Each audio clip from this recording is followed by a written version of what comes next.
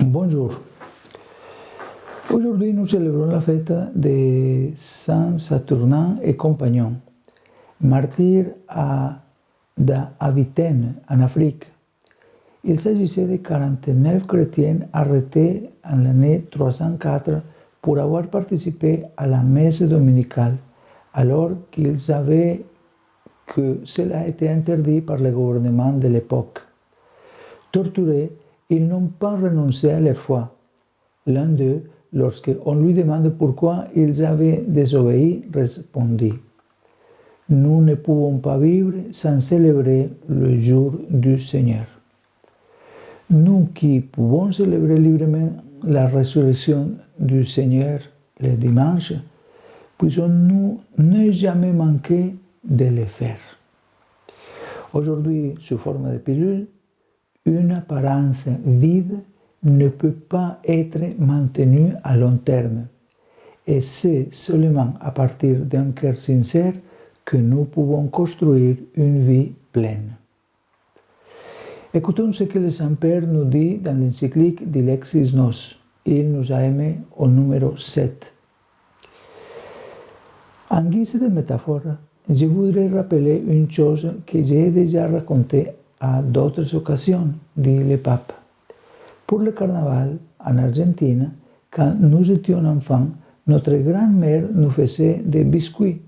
Elle faisait une pâte très fine.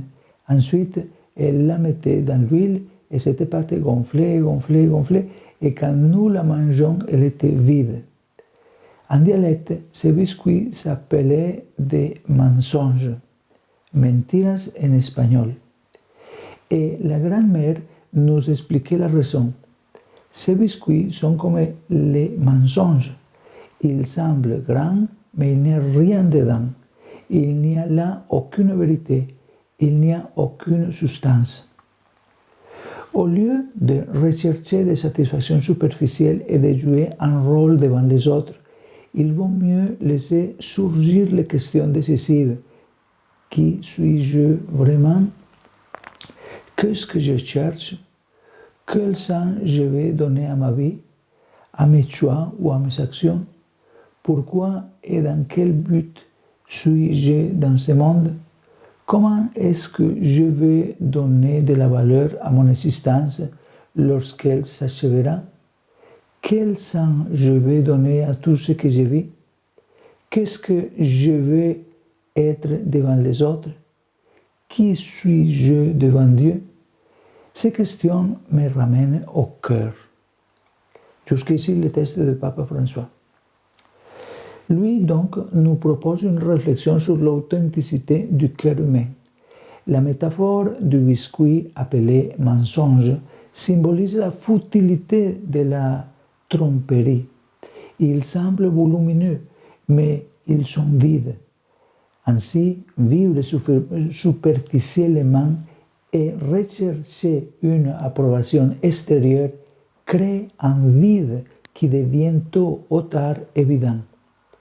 Ce message se rattache à la recherche philosophique de la vérité. Socrate soutenait qu'une vie non examinée ne vaut pas la peine d'être vécue. Et Kierkegaard a mis en garde contre le désespoir de vivre dans le mensonge. François nous invite à questionner notre être et notre finalité, en nous éloignant des satisfactions éphémères pour trouver un sens plus profond à notre existence et à notre relation avec Dieu. Comment vivre tout cela? D'abord, essayons de chercher l'authenticité quotidienne. Réfléchissons à la question de savoir si nos actions reflètent qui nous sommes. En deuxième lieu, faisons toujours l'examen de conscience à la fin de la journée. Évaluer dans quelle mesure notre journée a été authentique.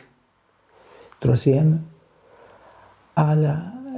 soyons toujours à la recherche de sens, répondre aux questions clés sur notre identité. Fortifions la prière, demandons à Dieu de nous aider à vivre dans la vérité. Et en dernier, cherchons à construire et à fortifier des relations honnêtes, favorisant les liens basés sur l'honnêteté et le respect, à commencer par les membres de notre famille et notre entourage. Donc, ce test nous invite à vivre authentiquement en nous rappelant que les apparences vides ne tiennent pas. C'est seulement à partir d'un cœur sincère que nous construisons une vie pleine, trouvant du sens dans notre essence et en Dieu. Dans un monde dominé par les images, ces enseignements nous appellent à choisir la vérité et la cohérence. Que Dieu Tout-Puissant nous aide donc à être comme ça, au nom du Père et du Fils et du Saint-Esprit. Amen. Bonne journée.